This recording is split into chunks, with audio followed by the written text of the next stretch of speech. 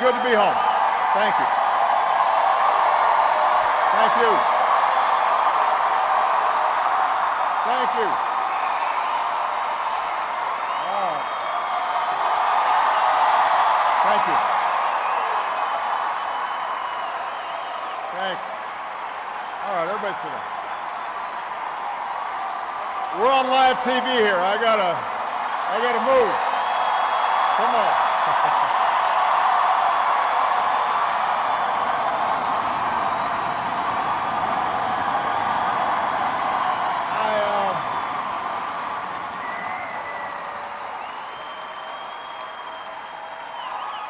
You can tell that I'm you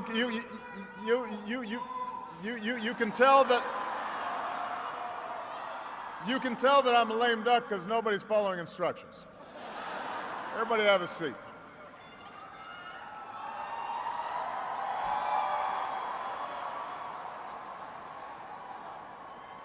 My fellow Americans,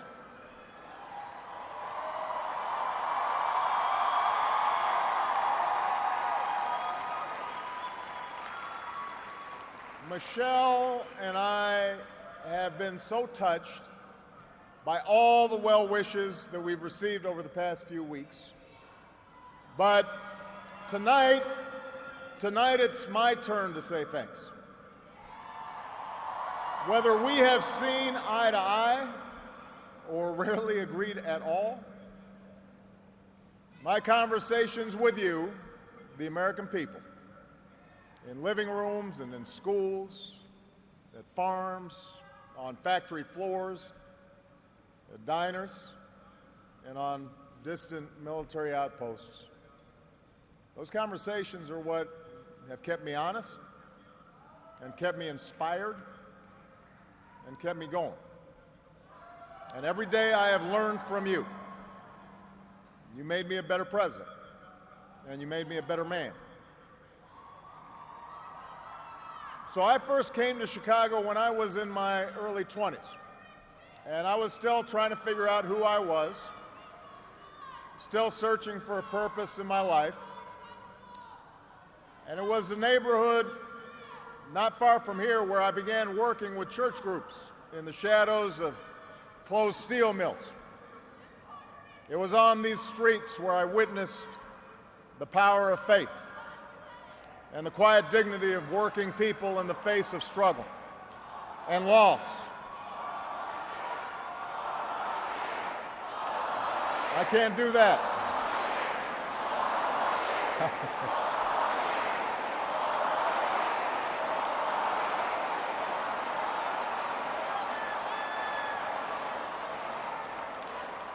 Now, this is where I learned that change only happens when ordinary people get involved and they get engaged and they come together to demand it. After 8 years as your president, I still believe that. And it's not just my belief. It's the beating heart of our American idea, our bold experiment in self-government. It's the conviction that we are all created equal, endowed by our Creator with certain unalienable rights, among them life, liberty, and the pursuit of happiness. It's the insistence that these rights, while self-evident, have never been self-executing. That we, the people, through the instrument of our democracy, can form a more perfect union. What a radical idea. The great gift that our founders gave to us. The freedom to chase our individual dreams through our sweat and toil and imagination, and the imperative to strive together as well to achieve a common good, a greater good. For 240 years, our nation's call to citizenship has given work and purpose to each new generation. It's what led patriots to choose republic over tyranny, pioneers to trek west, slaves to brave that makeshift railroad to freedom. It's what pulled immigrants and refugees across oceans in the Rio Grande. It's what pushed women to reach for the ballot. It's what powered workers to organize. It's why GIs gave their lives at Omaha Beach, in Iwo Jima, Iraq, and Afghanistan. And why men and women from Selma to Stonewall were prepared to give theirs as well. So that's what we mean when we say America's exceptional. Not that our nation's been flawless from the start, but that we have shown the capacity to change and make life better for those who follow. Yes, our progress has been uneven. The work of democracy has always been hard. It's always been contentious. Sometimes it's been bloody. For every 2 steps forward, it often feels we take 1 step back. But the long sweep of America has been defined by forward motion, a constant widening of our founding creed to embrace all, and not just some.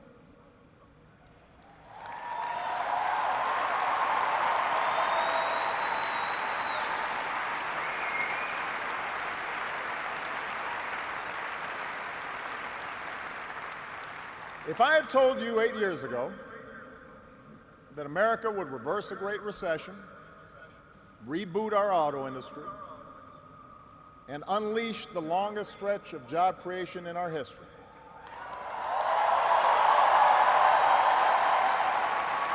if I had told you that we would open up a new chapter with the Cuban people, shut down Iran's nuclear weapons program without firing a shot, take out the mastermind of 9/11.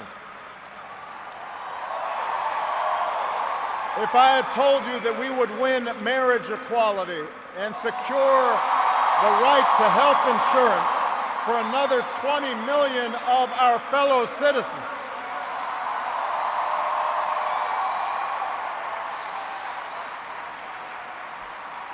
if I had told you all that, you might have said our sights were set a little too high. But that's what we did. That's what you did. You were the change. You answered people's hopes. And because of you, by almost every measure, America is a better, stronger place than it was when we started.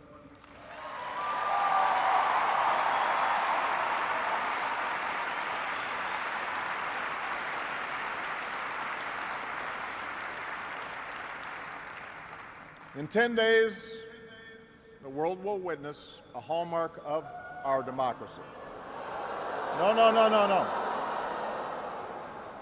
The peaceful transfer of power from one freely elected president to the next.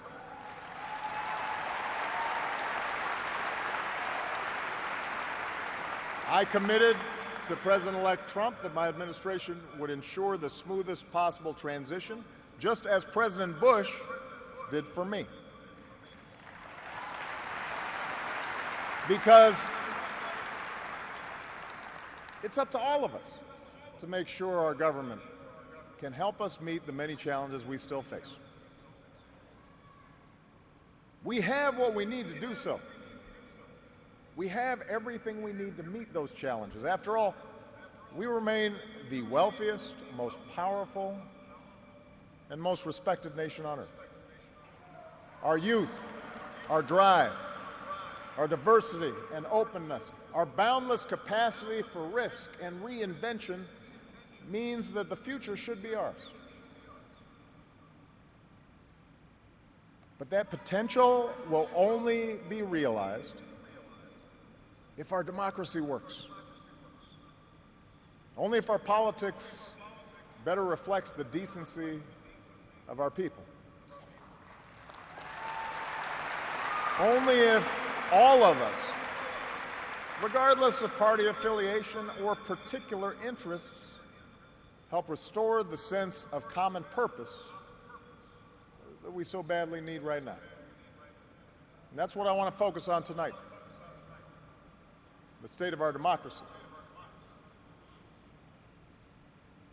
Understand, democracy does not require uniformity. Our founders argued, they quarreled, eventually they compromised. They expected us to do the same. But they knew that democracy does require a basic sense of solidarity. The idea that for all our outward differences, we're all in this together, that we rise or fall as one.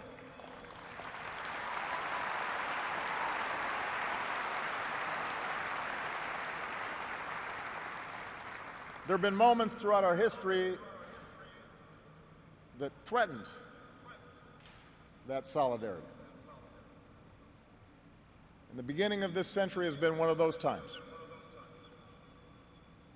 A shrinking world, growing inequality, demographic change, and the specter of terrorism. These forces haven't just tested our security and our prosperity, but are testing our democracy as well. And how we meet these challenges to our democracy will determine our ability to educate our kids and create good jobs and protect our homeland. In other words, it will determine our future. To begin with, our democracy won't work without a sense that everyone has economic opportunity. And the good news is that today the economy is growing again. Wages, incomes, home values, and retirement accounts are all rising again. Poverty is falling again.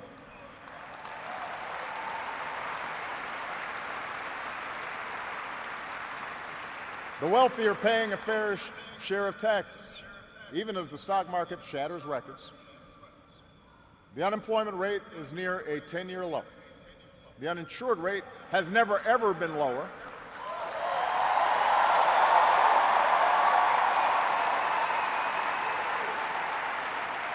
Healthcare costs are rising at the slowest rate in 50 years.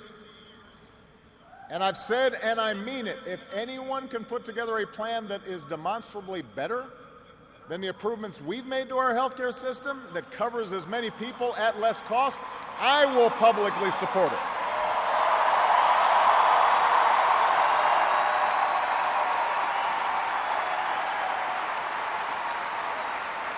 Because that, after all, is why we serve. Not to score points or take credit, but to make people's lives better. But for all the real progress that we've made, we know it's not enough. Our economy doesn't work as well or grow as fast when a few prosper at the expense of a growing middle class and ladders for folks who want to get into the middle class. That's the economic argument, but stark inequality is also corrosive to our democratic idea. While the top 1% has amassed a bigger share of wealth and income, too many of our families in inner cities and in rural counties have been left behind. The laid-off factory worker, the waitress or healthcare worker who's just barely getting by and struggling to pay the bills, convinced that the game is fixed against them, that their government only serves the interests of the powerful. That's a recipe for more cynicism and polarization in our politics.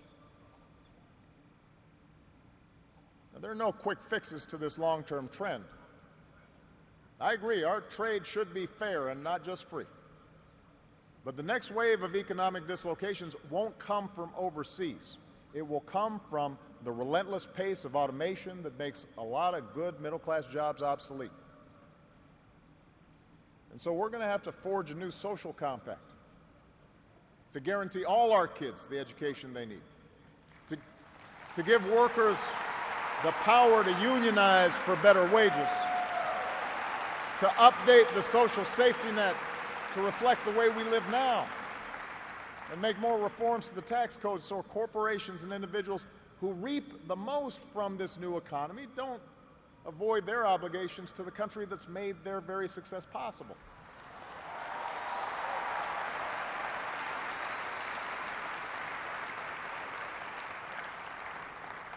We can argue about how to best achieve these goals,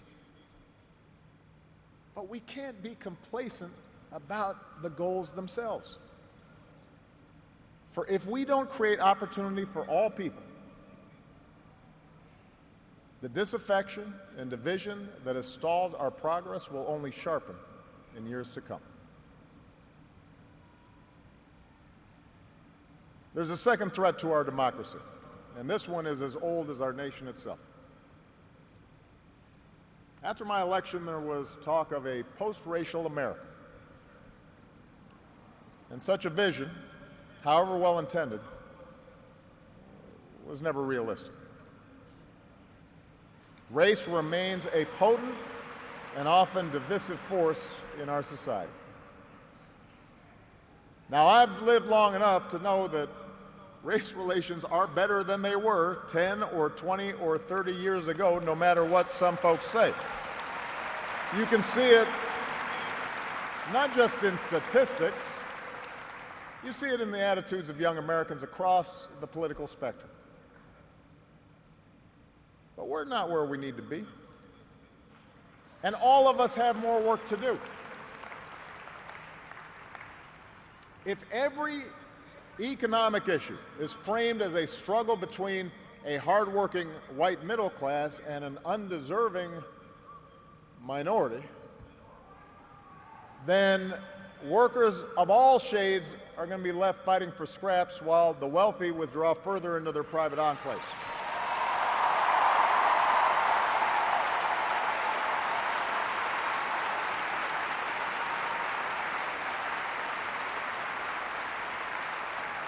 If we're unwilling to invest in the children of immigrants just because they don't look like us, we will diminish the prospects of our own children, because those brown kids will represent a larger and larger share of America's workforce.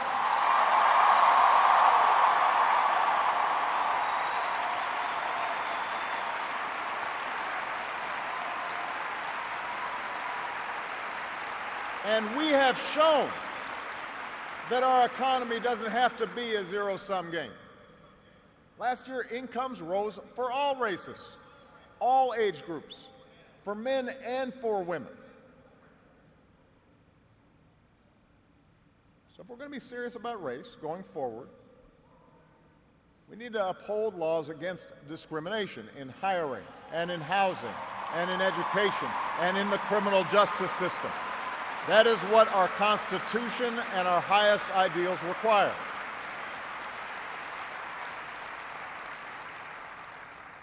But laws alone won't be enough. Hearts must change. They won't change overnight. Social attitudes oftentimes take generations to change. But if our democracy is to work the way it should in this increasingly diverse nation, then each one of us need to try to heed the advice of a great character in American fiction, Atticus Finch, who said, "You never really understand a person until you consider things from his point of view, until you climb into his skin and walk around in it." For blacks and other minority groups, that means tying our own very real struggles for justice to the challenges that a lot of people in this country face. Not only the refugee or the immigrant or the rural poor or the transgender American, but also the middle-aged white guy who, from the outside, may seem like he's got advantages, but has seen his world upended by economic and cultural and technological change. We have to pay attention and listen.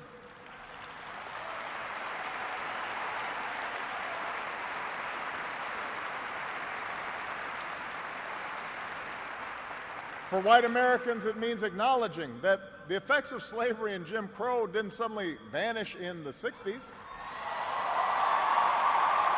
That when minority groups voice discontent, they're not just engaging in reverse racism or practicing political correctness. When they wage peaceful protest, they're not demanding special treatment, but the equal treatment that our founders promised.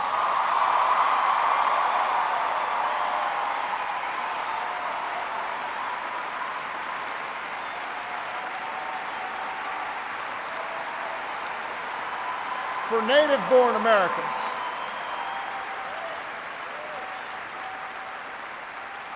native-born Americans, it means reminding ourselves that the stereotypes about immigrants today were said almost word for word about the Irish and Italians and Poles, who it was said were going to destroy the fundamental character of America.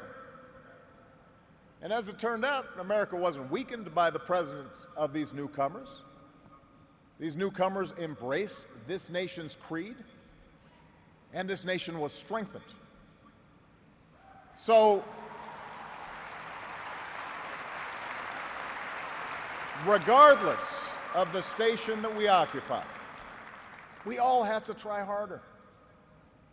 We all have to start with the premise that each of our fellow citizens loves this country just as much as we do, that they value hard work and family just like we do, that their children are just as curious and hopeful and worthy of love as our own.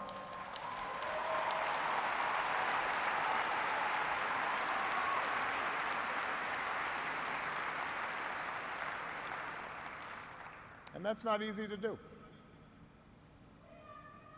For too many of us, it's become safer to retreat into our own bubbles, whether in our neighborhoods or on college campuses or places of worship, or especially our social media feeds. Surrounded by people who look like us and share the same political outlook and never challenge our assumptions. And the rise of naked partisanship and increasing economic and regional stratification, the splintering of our media into a channel for every taste. All this makes this great sorting seem natural, even inevitable. And increasingly, we become so secure in our bubbles that we start accepting only information, whether it's true or not, that fits our opinions, instead of basing our opinions on the evidence that is out there.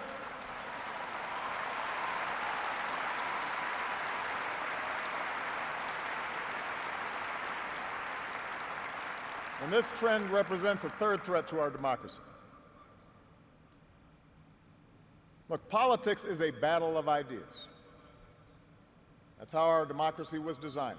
In the course of a healthy debate, we prioritize different goals and the different means of reaching them. But without some common baseline of facts, without a willingness to admit new information, and concede that your opponent might be making a fair point, and that science and reason matter, then we're going to keep talking past each other, and we'll make common ground and compromise impossible.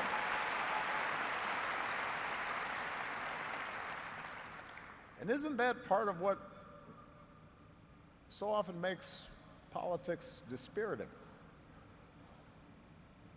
How can elected officials rage about deficits when we propose to spend money on preschool for kids, but not when we're cutting taxes for corporations?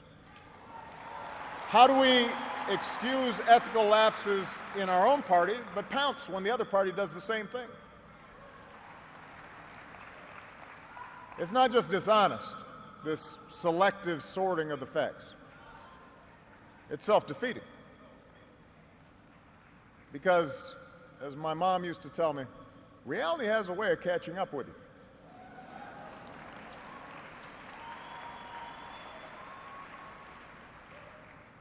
Take the challenge of climate change. In just 8 years, we've halved our dependence on foreign oil. We've doubled our renewable energy. We've led the world to an agreement that has the promise to save this planet.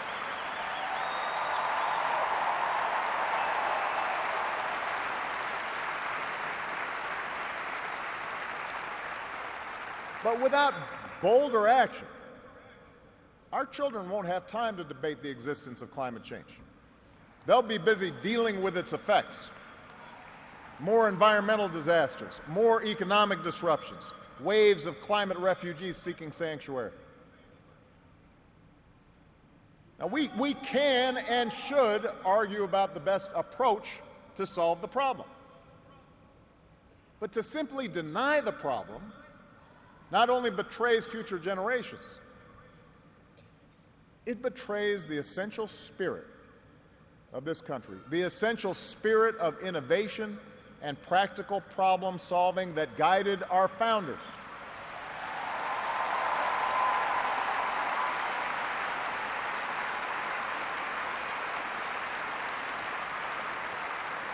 It is that spirit born of the Enlightenment that made us an economic powerhouse. The spirit that took flight at Kitty Hawk and Cape Canaveral. The spirit that cures disease and put a computer in every pocket. It's that spirit, a faith in reason and enterprise, and the primacy of right over might that allowed us to resist the lure of fascism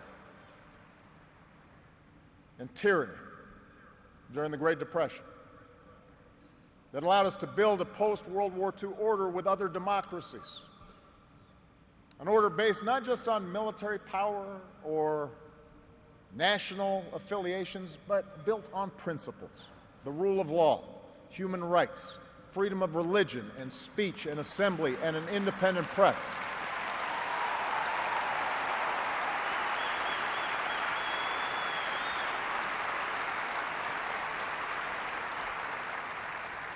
That order is now being challenged. First, by violent fanatics who claim to speak for Islam. More recently, by autocrats in foreign capitals who see free markets and open democracies and civil society itself as a threat to their power. The peril each poses to our democracy is more far-reaching than a car bomb or a missile. They represent the fear of change, the fear of people who look or speak or pray differently,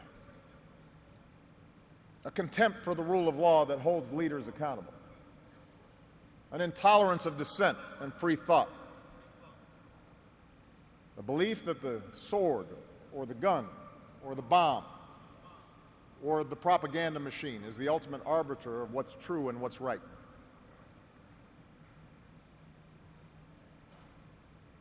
Because of the extraordinary courage of our men and women in uniform, because of our intelligence officers and law enforcement and diplomats who support our troops,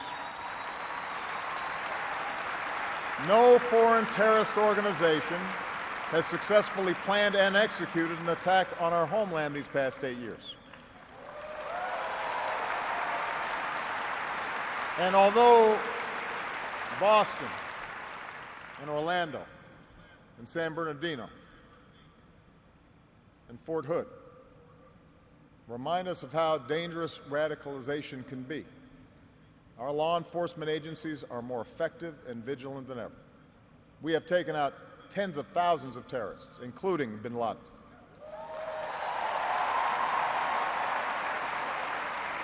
The global coalition we're leading against ISIL has taken out their leaders and taken away about half their territory.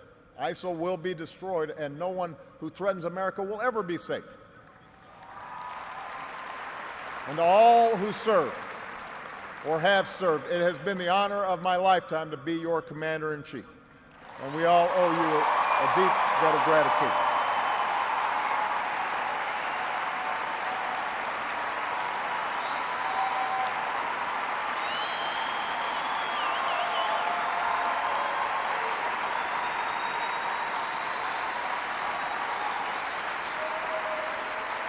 But protecting our way of life, that's not just the job of our military. Democracy can buckle when it gives in to fear. So just as we, as citizens, must remain vigilant against external aggression, we must guard against a weakening of the values that make us who we are. And that's why for the past 8 years, I've worked to put the fight against terrorism on a firmer legal footing. That's why we've ended torture, worked to close Gitmo, reformed our laws governing surveillance to protect privacy and civil liberties. That's why I reject discrimination against Muslim Americans, who are just as patriotic as we are.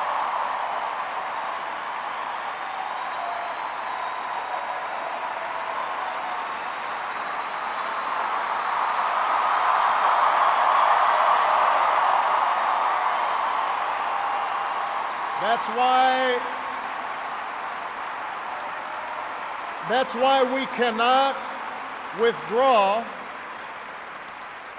That's why we cannot withdraw from big global fights to expand democracy and human rights and women's rights and LGBT rights. No matter how imperfect our efforts, no matter how expedient ignoring such values may seem, that's part of defending America. For the fight against extremism and intolerance and sectarianism and chauvinism are of a piece with the fight against authoritarianism and nationalist aggression. If the scope of freedom and respect for the rule of law shrinks around the world, the likelihood of war within and between nations increases, and our own freedoms will eventually be threatened. So let's be vigilant but not afraid. ISIL will try to kill innocent people, but they cannot defeat America unless we betray our Constitution and our principles in the fight.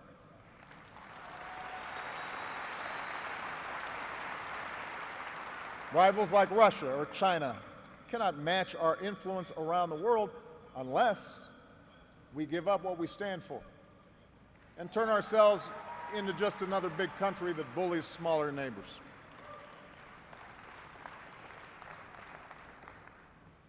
Which brings me to my final point. Our democracy is threatened whenever we take it for granted. All of us, regardless of party, should be throwing ourselves into the task of rebuilding our democratic institutions. When voting rates in America are some of the lowest among advanced democracies, we should be making it easier, not harder, to vote.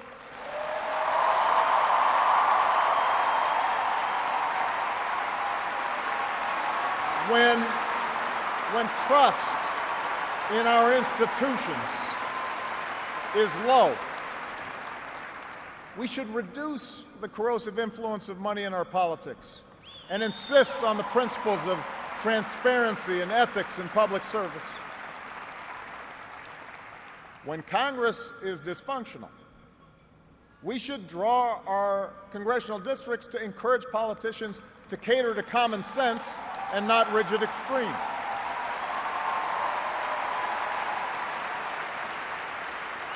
But remember, none of this happens on its own.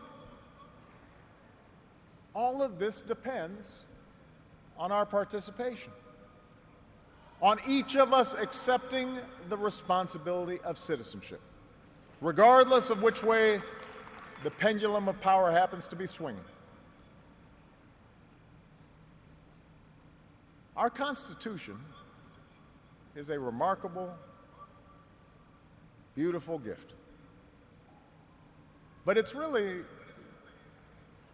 just a piece of parchment. It has no power on its own. We, the people, give it power. We, the people, give it meaning with our participation and with the choices that we make and the alliances that we forge. Whether or not we stand up for our freedoms, whether or not we respect and enforce the rule of law, that's up to us. America's no fragile thing, but the gains of our long journey to freedom are not assured. In his own farewell address, George Washington wrote that self-government is the underpinning of our safety, prosperity, and liberty. But from different causes and from different quarters, much pains will be taken to weaken in your minds the conviction of this truth.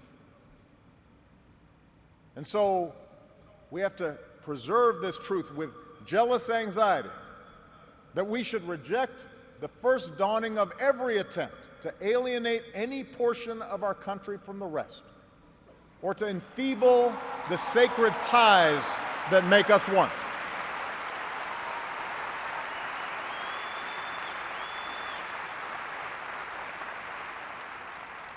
America, we weaken those ties when we allow our political dialogue to become so corrosive that people of good character aren't even willing to enter into public service.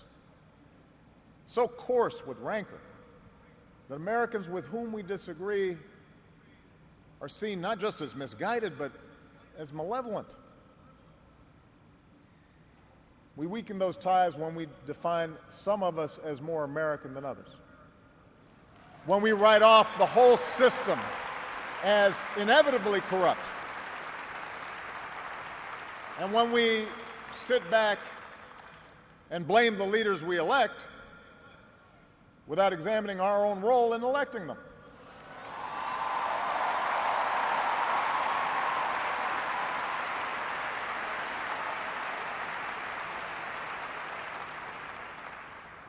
It falls to each of us to be those anxious, jealous guardians of our democracy.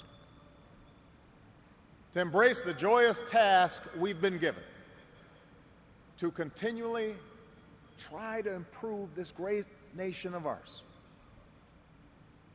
Because for all our outward differences, we in fact all share the same proud title. The most important office in a democracy. Citizen. Citizen.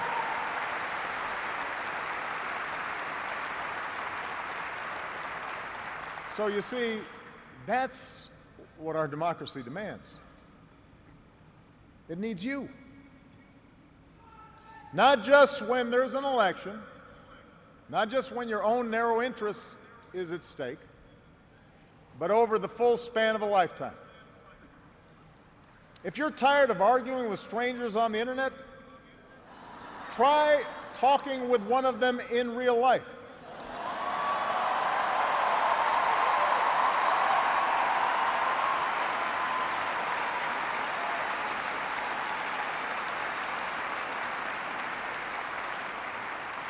If something needs fixing, then lace up your shoes and do some organizing.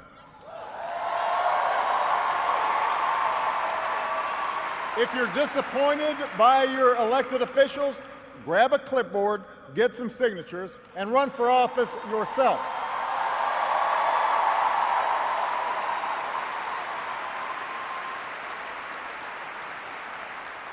Show up. Dive in. Stay at it. Sometimes you'll win. Sometimes you'll lose. Presuming a reservoir of goodness in other people, that can be a risk. And there will be times when the process will disappoint you. But for those of us fortunate enough to have been part of this work and to see it up close, let me tell you, It can energize and inspire. And more often than not, your faith in America and in Americans will be confirmed. Mine sure has been. Over the course of these 8 years,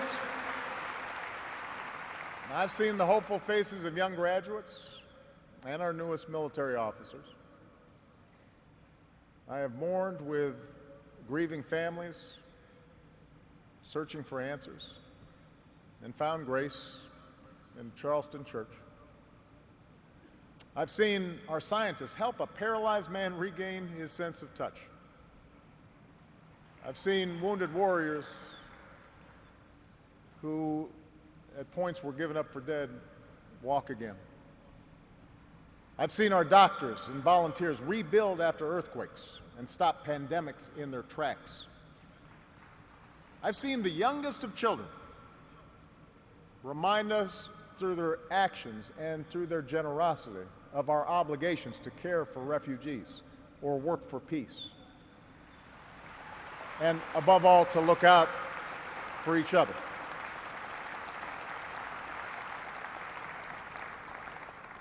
So that faith that I placed all those years ago, not far from here, in the power of ordinary Americans to bring about change, that faith has been rewarded in ways I could not have possibly imagined. And I hope your faith has too. Some of you here tonight or watching at home, you were there with us in 2004, in 2008, 2012.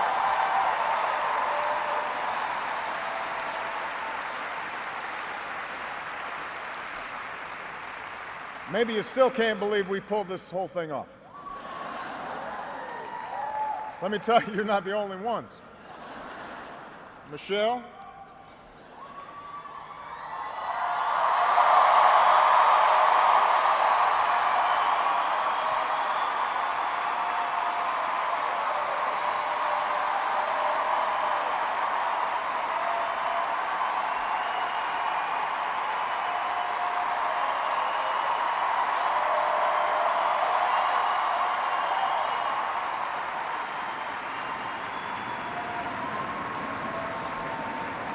Michelle LaVaughn Robinson, girl of the South Side.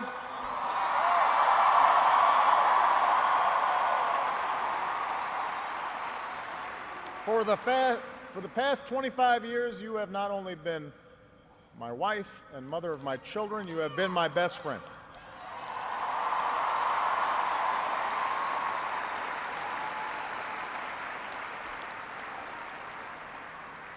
You took on a role you didn't ask for, and you made it your own, with grace and with grit and with style and good humor.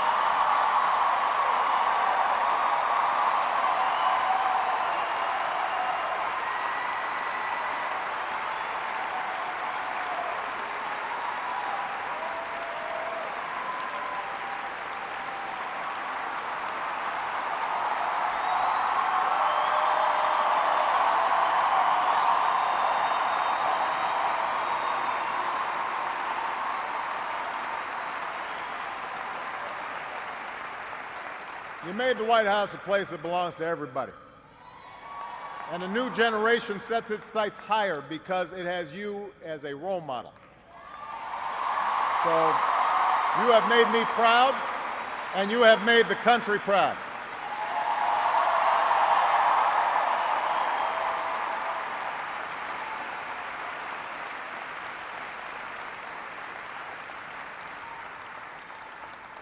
Malia and Sasha, under the strangest of circumstances, you have become two amazing young women.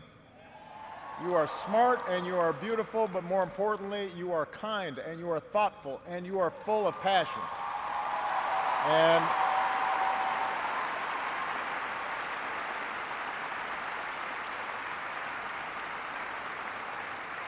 you wore the burden of years in the spotlight so easily.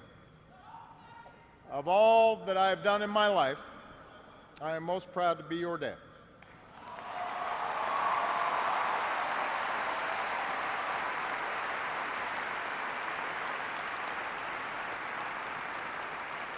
to Joe Biden,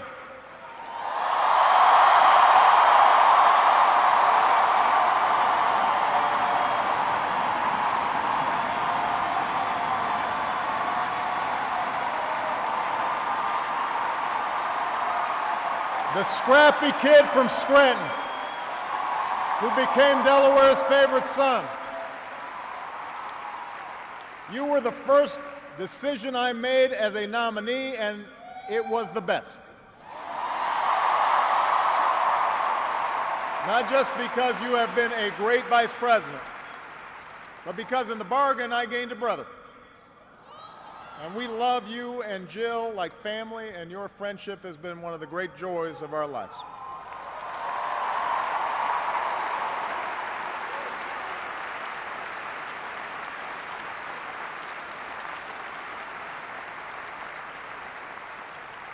To my remarkable staff,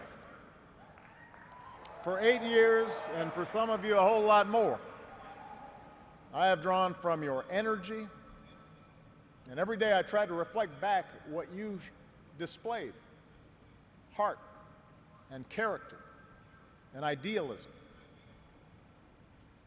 I've watched you grow up, get married, have kids, start incredible new journeys of your own. Even when times got tough and frustrating, you never let Washington get the better of you. You guarded against cynicism.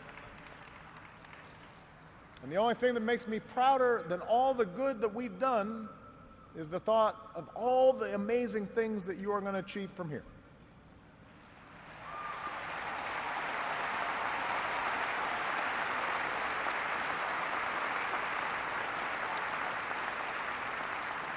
And to all of you out there, every organizer who moved to an unfamiliar town, every kind family who welcomed them in, every volunteer who knocked on doors, every young person who cast a ballot for the first time, every American who lived and breathed the hard work of change, you are the best supporters and organizers anybody could ever hope for, and I will be forever grateful.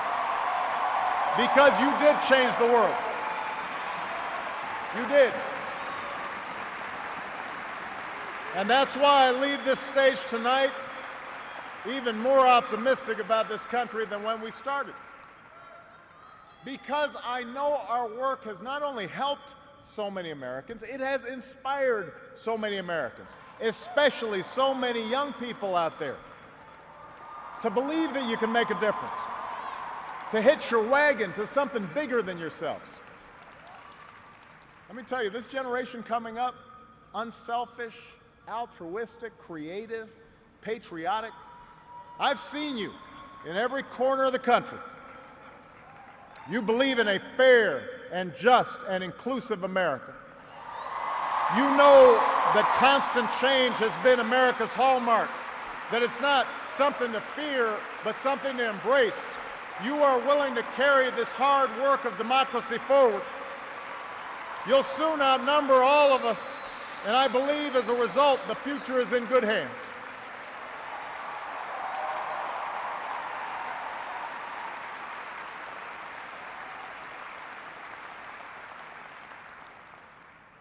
My fellow Americans, it has been the honor of my life to serve you.